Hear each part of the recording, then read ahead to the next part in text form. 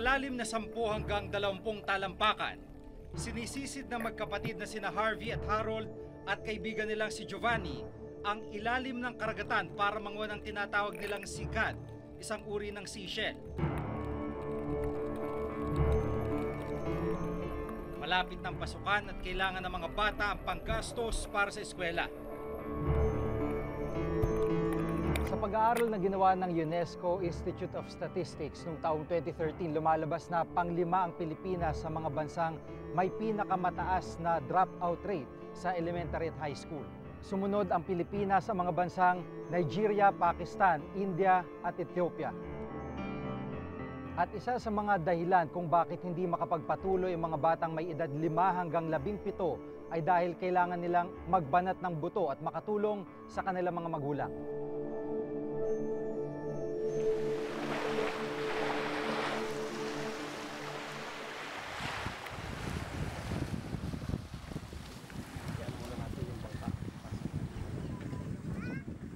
Ito yung bangka na ginagamit nila pangunguha ng sikad at dito sa palipalibot ay nagsasagwan lang yung mga bata para makabot doon sa kanilang destinasyon.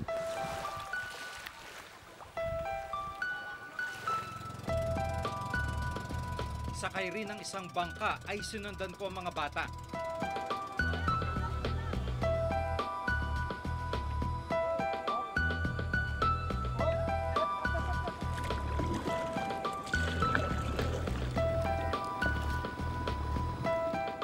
Ito yung goggles na ginagamit nila dito, improvised. Nabibili ito sa mga tindahan dito, 130 pesos.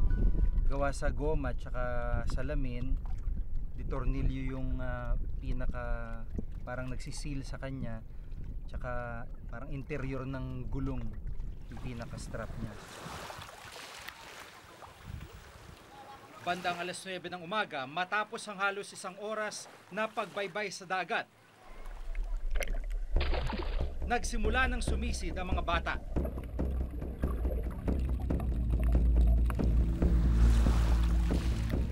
Naglangoy ako ng tinatawag ng langoy aso. Bago nung natuto magmano-mano, doon ako natutong nanguhaw ng sigal. Ang tanging baon raw nila ay lakas ng loob at malalim na hininga. Kakalagot ko ng hininga ko minsan. Minsan po, pag naubusan ng hininga sa aray, masakit po sa dibdib. Ano po, sa ilalim ng tubig po kasi, malamig na malamig. Nasakit po ang tenga. Sa unang pagsisid ng mga bata, kakarampot ang nakuha nilang sikat. Karamihan pa rito, walang laman ang shell. Tawag bata sa sikat daw. Oo. Lagay mo.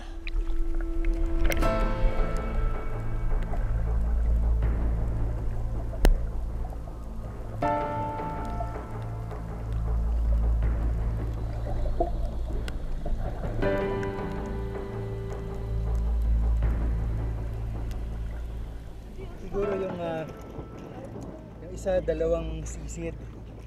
Madali lang pero habang tumatagal, mas naghahabol lang hininga yung mga batang ito. So, hindi siya basta-basta lalo yung kahit mga 2 tao lang yung lalim nito. Sa maliliit na katawan nila, mahirap din para sa kanila.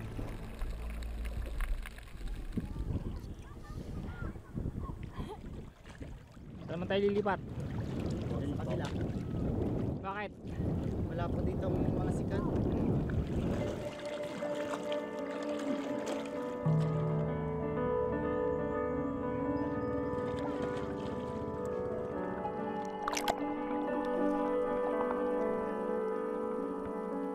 Alas 11 na pero tila mailap pa rin ang mga sikat sa mga bata.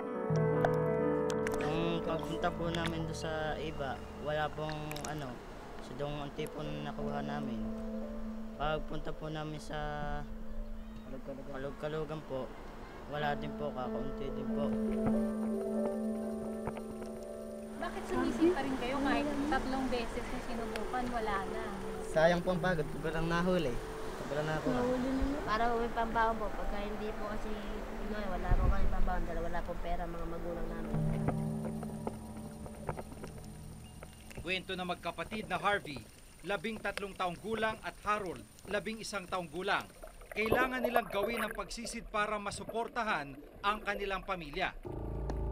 Sa kabila kasi ng halos araw-araw na pangangawil o panghuli ng pusit ng kanilang tatay na si Rolando, inaabutan pa rin daw sila ng kakapusan at gutom. Hindi naman po kami inutusan pag maisipan na pumanguha, nangunguha ng sikat. Para po, inis na maglaro na lang po. Gusto na lang po na makatulong sa magulang para hindi po sayang yung paghihirapan. 5 magkakapatid sina Harvey ang kinikita lang ng kanilang ama, 200 hanggang 300 piso sa tuwing may huling pusit. Kapag walang huli, wala ring uulamin ang magkakapatid. Kapag kapos sa pagkain, kapos din ang iba pa nilang gastusin. Gaya na lamang ng mga gamit pang eskwela ni na Harvey at Harold. Pag nakakaparte po ng pera, itinatabi para po pambilin damit, saka bag. Pagpasok ko, G7 na ako. Gusto ko lang manguha ng gutog dahil gusto kong makabili ng mga uniforme kong pang G7 para po may pambili po ako ng mga gamit. Maswerte pa raw sina Harold dahil kahit paano ay nakakapagpatuloy sila ng pag-aaral. Si Giovanni, 13 taong gulang, 2 taong natigil sa pag-aaral. Gawa po sa mga lola ko at lolo ko, pambili po ng gamot. At pera rin po pampasok. Sa araw-araw po nakakainin namin.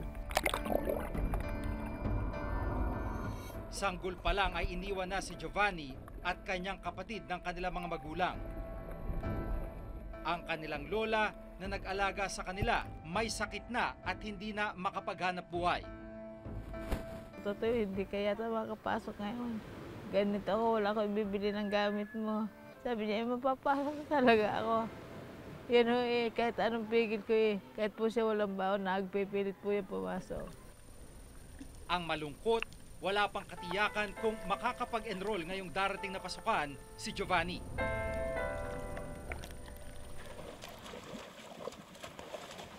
Wala silang baon na pagkain ng araw na iyon, kaya ang mga bata dumiskarte muna. Matapos makapagpahinga, muling lumusong ang mga bata. Sa pagkakataong ito, may nakita silang pulutong ng mga sikat.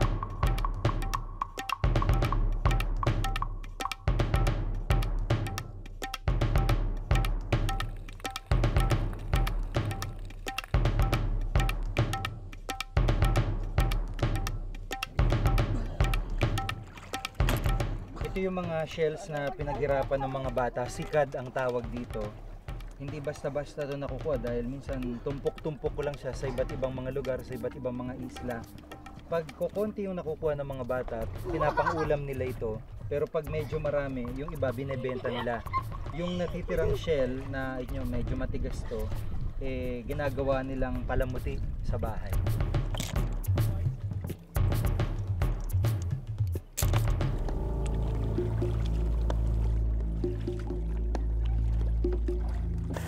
Gusto po namin makapagtrabaho po para paglaki po namin, hindi po kami tulad ng nangingisda o kahit isang tuka. Hindi responsibilidad ng bata na maghanap ng paraan para siya ay makapag-aral.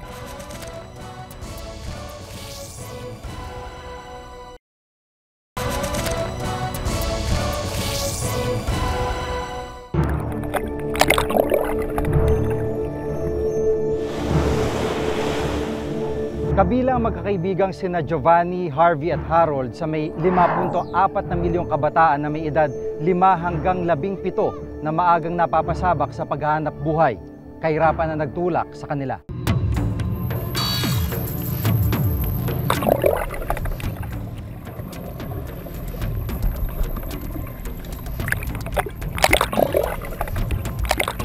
Makalipas ang halos 9 na oras sa laot at pagsisid, nagpasya ng umuwi ang mga bata. Halos mapuno na rin kasi nila ng sikad ang dala nilang timba.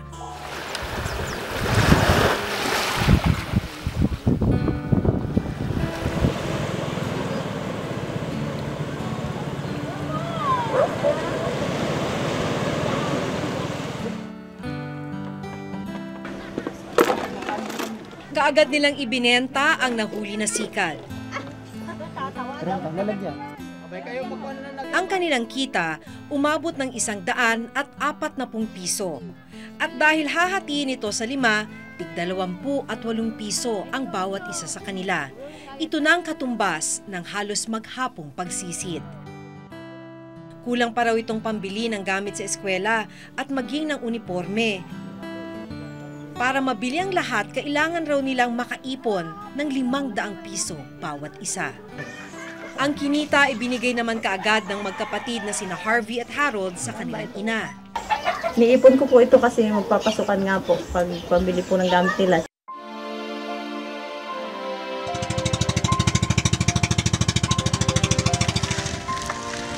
Nang sumunod na araw, inabutan namin si Giovanni na tumutulong naman sa paglalambat. Kasama niya ang kanyang kapitbahay sa pangingisda. Samantalang si Harvey, kasama naman ang kanyang ama sa pangangawil o pangunguha ng pusit. Paggabi po, simula alas 4 hanggang alas 10. Pag umaga po, simula alas 4 ng madaling araw hanggang pag nahigit po hanggang alas 3 ng hapon. Nagdadala na lang po ng kanin sa katinapay. Gabi na nang matapos manghuli ng pusit ang mag-ama. Umabot ng 120 piso ang kinita nila sa panghuhuli. Ang hindi na ibenta, inuwi at inulam nila ng gabing yon. Pambili na nila ng gas, 1 litro, 60. Tapos pambili po namin ng bigas, bali 1 1/4, 55. Kasya na po ito. Yun lang po mabibili nito. Wala na po yung ibang pangangailangan pa. Utangin na lang po uli, kagaya ng dati.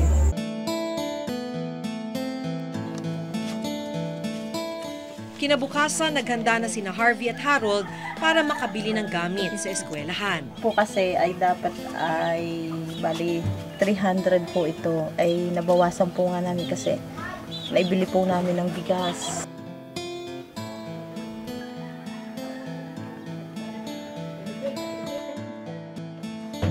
Bili po kami ng notebook. Dahil kulang pa ang gamit, sa mga susunod na araw bago magpasukan ay muli raw silang sisisid sa dagat. Ibang notebook ko po na wala pa pong sulat, yun na lang muna po walang gagamitin. Yung mga wala pong sulat, dodoktong-doktongin po para yung walang gagamitin notebook para po hindi masyadong magastos.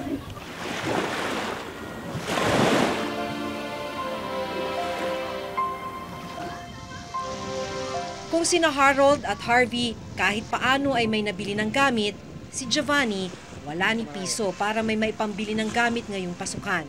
Dahil kahit libre ang bayad sa eskwelahan, malaking hamon kung saan niya kukunin ang pantustos sa pag-aaral. Ano yung mga kailangan mong bilhin sa school? Mga notebook po, bag, pati po sapatos, pati po ballpen, pati uniforme po. Eh, wala po akong ikakaya. Ako nga ngayon, baka hindi ka makapasok, wala tayo bibili ng gamit mo. Ang tatay mo, huwag nating asahan. Ako. Makapag-aral po siya. Ngayon po, pagtsatsagaan daw po niya para makapasok ngayon ng high school. Sa mga nakalipas na taon ay papataas ang dropout rate sa bansa, ayon mismo sa pinakahuling datos mula sa Department of Education. Mula sa 5.99% dropout rate ng kabuuang enrollees sa elementary noong school year 2007 to 2008, umakyat ito sa 6.81% noong school year 2012 to 2013. Hindi nalalayo ang sitwasyon sa secondary level. Mula 7.45% dropout rate ng kabuuang enrollees noong 2007 to 2008, umakyat ito sa 7.82% noong school year 2011 to 2012.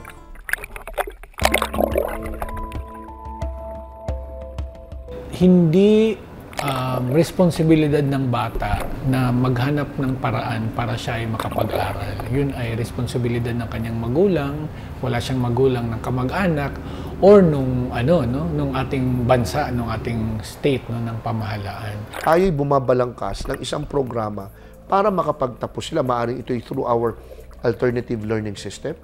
Gagawin natin yon. At kapag handa na siya, kukuha sila ng tinatawag nating equivalency exam. At kapag naipasa niya yon, equivalent yon ng isang graduate ng elementary o equivalent yung kanyang naipasa ng isang graduate ng high school.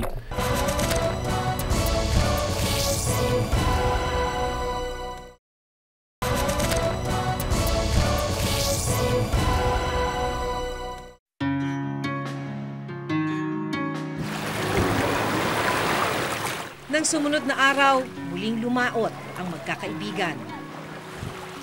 Gusto po namin makapagtrabaho po para paglaki po namin, hindi po kami tulad ng nangingisda o kahit isang tuka.